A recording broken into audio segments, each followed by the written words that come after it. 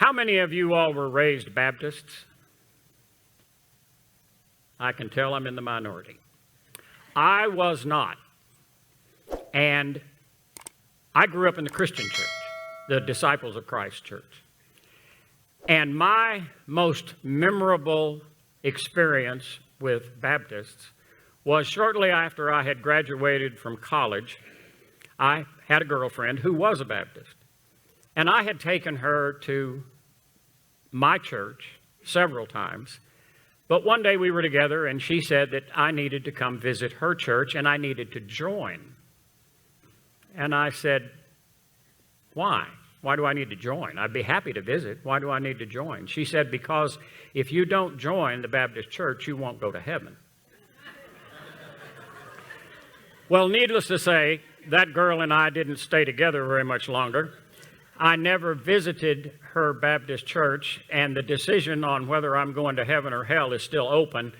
But because of that, because of everything I've learned, I know, and because of what I have heard in this church, I understand that the Baptists talk a lot more about sinning, talk a lot more about going to heaven or hell.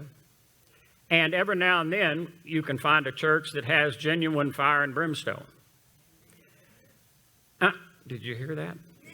I think they came from those churches. I don't have that perspective. I have a different perspective on it, and that's what I'd like to share with you all this morning. We come here to be spiritually renewed, and part of that renewal comes from the sermon. We may or may not have sinned in a biblical sense in the last week, but I can almost guarantee you that we have done something wrong. There's an interesting take on sin in Romans 14, 22 and 23. Paul wrote this letter to the Romans to encourage them, just like he did all of his letters to the various churches that he wrote letters to. And in chapter 14, what Paul is trying to do is to build up the people in that church. He had never visited Rome, and he knew at that time, and he knew that they needed some encouragement. And so he wrote chapter 14 not only to build them up, but to also ask them for patience for the people in their church who were weak. And this is what 22 and 23 says, Romans 14. Do you have faith? Have it to yourself before God. Happy is he who does not condemn himself in what he approves. But he who doubts is condemned if he eats, because he does not eat from faith. For whatever is not from faith is sin. The Bible is specific on certain actions being sinful. A lot of us can list those. But it is silent on many other actions. And of those actions, Romans 14, 22, and 23 would tell us we should use our conscience as our guide. That last line, for whatever is not from faith is sin, theologians interpret that to mean doing something that you know is wrong, doing something that you think God would disapprove of. My way of putting it, and I have this way for years, is behaving as if we know more than God, putting ourselves in the place of God, and we make the decision that it's okay to do it. We may agree that something is wrong and disagree that it's sinful. And I'm going to use an example. Paul used eating in his example, but if you read that, you know that he meant all of our actions. But I'm going to use, since he said about eating, I'm going to use the thing about eating. The donuts on the back table. Amen. Most of us don't think there's anything wrong with having a donut on Sunday morning. But if we have a medical condition that the doctor has told us you shouldn't have sweets or you shouldn't have a donut, that makes it wrong for us to have that donut. And if I go back there and take a box of those donuts and eat them, I approach the gluttony that is mentioned in the Bible as sin. So you see how the same act can be okay, it can be wrong, or it can be sinful. We're here and we're trying to do better. We're trying to follow the will of God in our lives, and we're trying to lead a life like Jesus taught. When we think about God's will, we need to separate that into two parts. God's will for humanity in general, and God's specific will for us as an individual. God's general will is revealed throughout the Bible. It involves the ethics, morals, lifestyle, attitudes. It involves a personal relationship with Jesus Christ. And it involves how we treat other people. Matthew 22, 37 to 39, this is the verses where Jesus was asked about the greatest commandment. And he said, "You shall love the Lord your God with all your heart, with all your soul, and with all your mind. This is the first and the greatest commandment, and the second is like it. You shall love your neighbor as yourself." We all know that. Later, in John 13:34, Jesus says, "A new commandment I give to you, that you love one another. As I have loved you, you love one another." That's God's and Jesus' general will for our humanity, for humankind. Now, when we talk about God's specific will, that's where we get into prayer. And I believe all prayers are answered, but they are not necessarily answered in our time frame. And they are not always answered the way we want. There was a country and western song years ago, I don't know how many years ago, "Thank God for Unanswered Prayers." And while it was just a song, there was a lot of truth in it. And there's something else to consider. God may have already answered your prayers, and you just don't realize it. Proverbs 16:3 says, "Commit to the Lord whatever you do, and your plans will succeed." God gave us a gift, the gift of free will, and I think He wants us to use it. I think He wants us to make a decision in keeping with His general will, then step out in faith and succeed. And that's not easy. It's hardly ever easy. But in the process of doing that, we will increase our faith. And I think that pleases God. So here we are. Here we are in church. We are trying to renew ourselves spiritually, partly from the sermon and partly from the support and the love that we receive from each other. If we have sinned, we know it. Some others may know it too, but we know it, and that's the important part.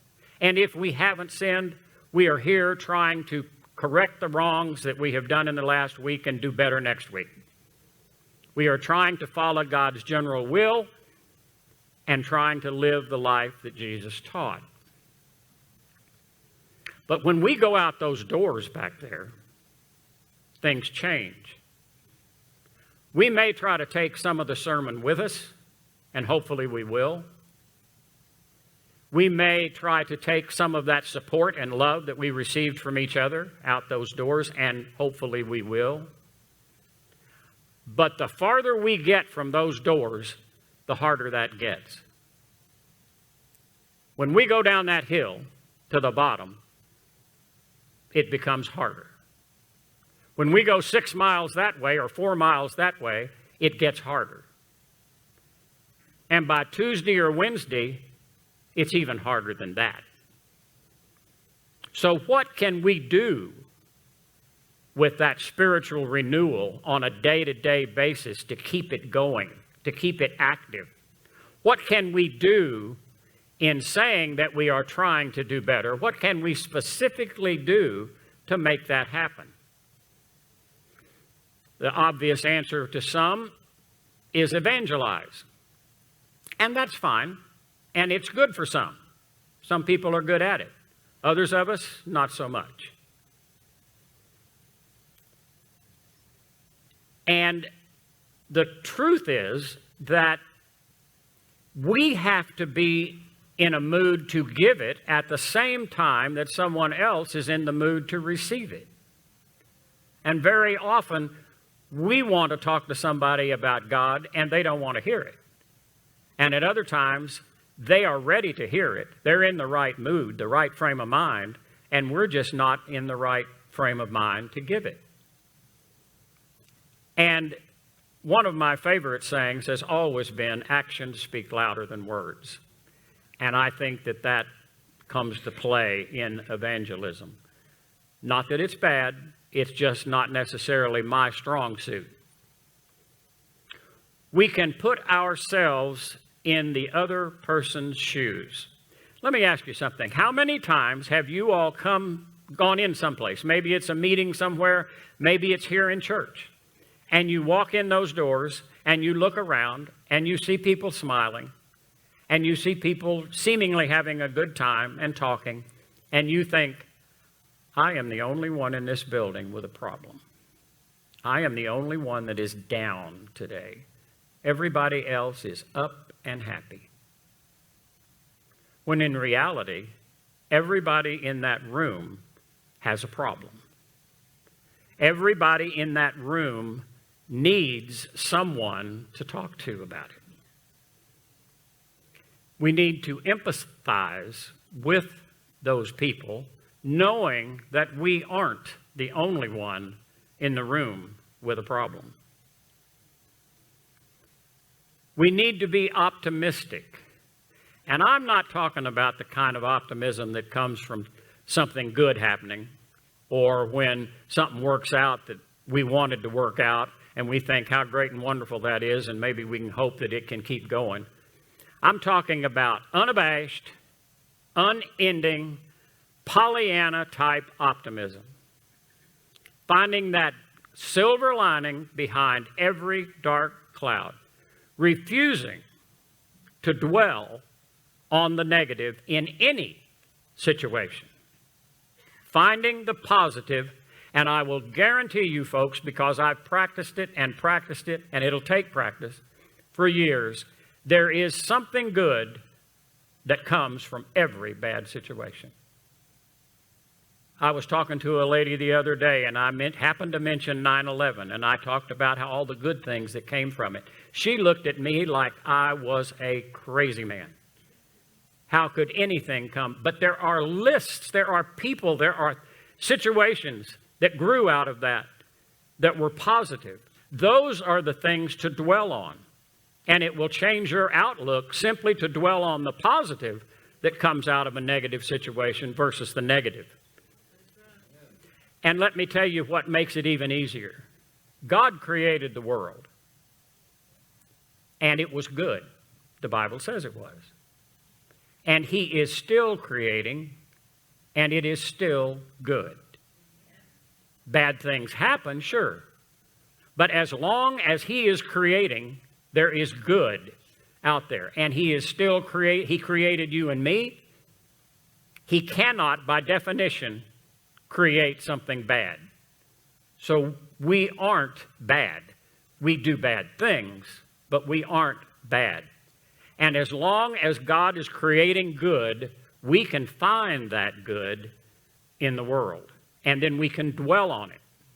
And if we practice that enough, we can begin to see the good every time it occurs, and we can slowly but surely drift away from the bad and refuse to acknowledge, however you want to put it, that that's what's running our lives, not the good that we see around us. While we're doing all those things, we can practice the smallest acts of kindness. Smiling and saying hello. Holding a door for someone. Letting someone go before you at a stop sign. Excuse me. Helping someone who may really not need it.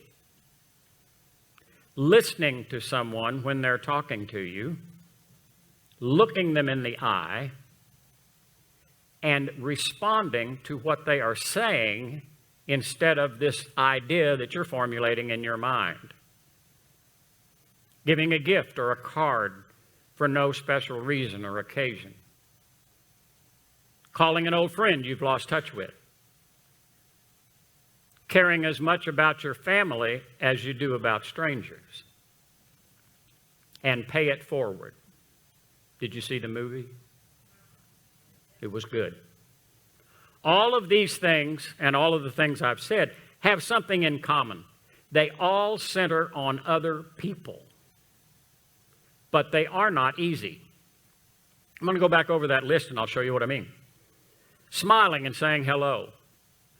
When you just had an argument with your spouse, and besides, the person that you're about to say hello to, you don't like anyway. Holding a door for someone. When you're in a hurry and they are walking very, very slowly.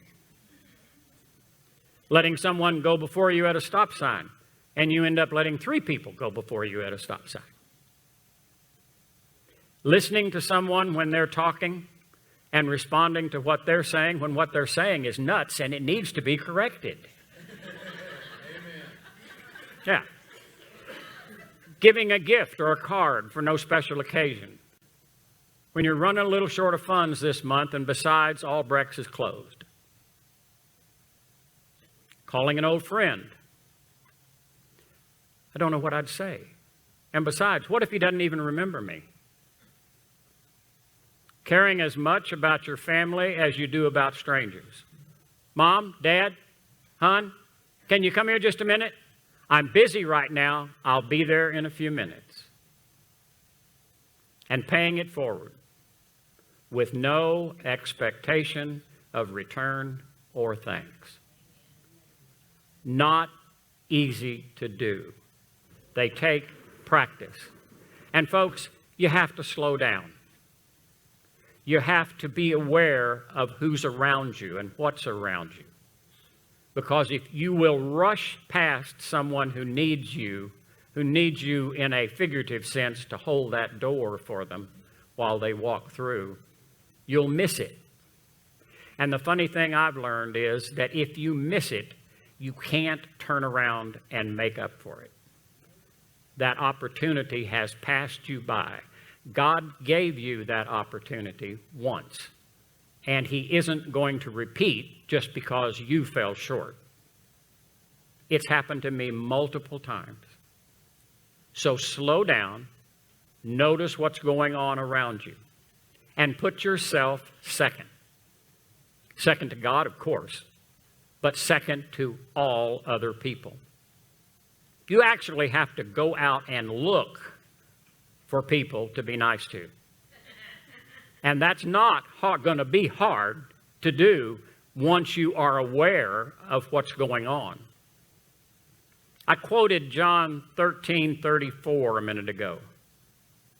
Do you know what 35 says, the very next verse? By this, all will know that you are my disciples. That alone should give you enough reason to be optimistic. Pray with me. Lord, you don't make it easy, but you never said you would. Help me to remember that I am constantly surrounded by your blessings, that even on the worst of days, your unwavering love is there for me. Help me to turn that love into an optimistic outlook on life. Help me to slow down and feel that love each minute of every day. and help me find someone to share it with. In your holy name, amen.